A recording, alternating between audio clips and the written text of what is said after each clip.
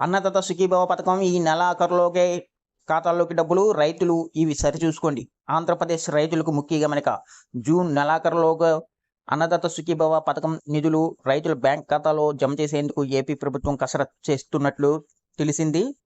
ఈ నేపథ్యంలో రైతులు తమ వివరాలను సరిచూసుకోవాలని అధికారులు సూచిస్తున్నారు. అర్హత ఉండి కూడా వివరాల్లో తప్పులు కారణంగా పథకానికి దూరంగా ఉన్నవారు తప్పులు సవరించేందుకు ప్రస్తుతం అవకాశం కల్పించారు. రైతులు తమ పత్రాలతో రైతు సేవా కేంద్రం అధికారులను సంప్రదించాలని సూచిస్తున్నారు. ఈ వీడియోని ఎక్కడ స్కిప్ చేయకుండా పూర్తి వరకు చూడండి, లేకపోతే మీకు పూర్తి సమాచారం అందదు. ఎవరైనా కొత్తగా ఈ వీడియో కానీ చూస్తున్నట్లయితే మా ఛానల్ని సబ్స్క్రైబ్ చేయడం మాత్రం మర్చిపోకండి.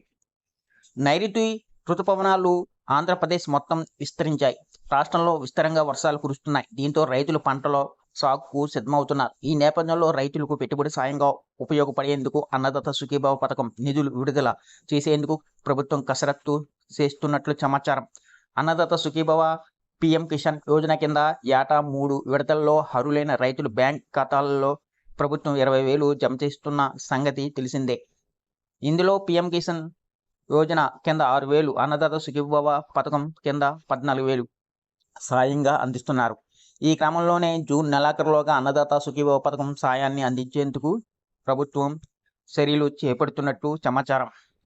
ఇక ఈ పథకం లబ్ధిని అర్హులైన రైతులు నష్టపోకుండా చూసే చర్యల్లో భాగంగా తప్పులు సవరణకు ప్రభుత్వం అవకాశం కల్పించింది.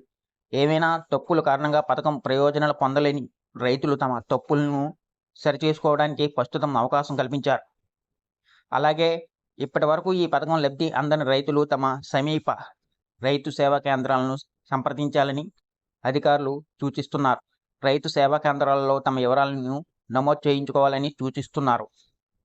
ఈ విషయాలను సరిచూసుకోండి. అన్నదాత సుఖీభవ పథకం డబ్బులు పొందాలంటే రైతులు తమ భూముల వివరాలకు ఆధార్ అనుసంధానం చేయించుకోవాలి. అలాగే ఆధార్ ఇన్ యాక్టివ్ అని వస్తే దాన్ని సరిచేయించుకోవాలని అధికారులు సూచిస్తున్నారు. పీఎం కిసాన్ యోజన డబ్బులు పొందాలంటే ఈ కేవైసీ తప్పనిసరి. అన్నదాత సుఖీభవ పథకం ప్రయోజనాలు పొందాలంటే ఆధార్ కార్డ్, బ్యాంక్ అకౌంట్, భూమి రికార్డుల్లో ఎలాంటి తప్పులు లేకుండా ముందే సరిచూసుకోవాల్సి ఉంటుంది. ఆదాయం పన్ను చెల్లించే వారికి, అధికంగా కరెంటు ఉపయోగించే వారికి, ఇళ్ల స్థలాలు, కార్లు వంటి 4 చక్రాల వాహనాలు ఉన్నవారికి ఈ పథకం నుంచి మినహాయించారు. వారి పరిస్థితుల్లో ఏమైనా మార్పులు ఉంటే దానికి సంబంధించిన పత్రాలతో సచివాలయాలు, వ్యవసాయ కార్యాలయాలు, రైతు సేవా కేంద్రాలలో సంప్రదించి వివరాలు అప్డేట్ చేసుకోవాల్సి ఉంటుంది. ఈ వీడియో కానీ మీకు నచ్చినట్లయితే ఒక లైక్, సబ్స్క్రైబ్ చేయడం మాత్రం మర్చిపోకండి.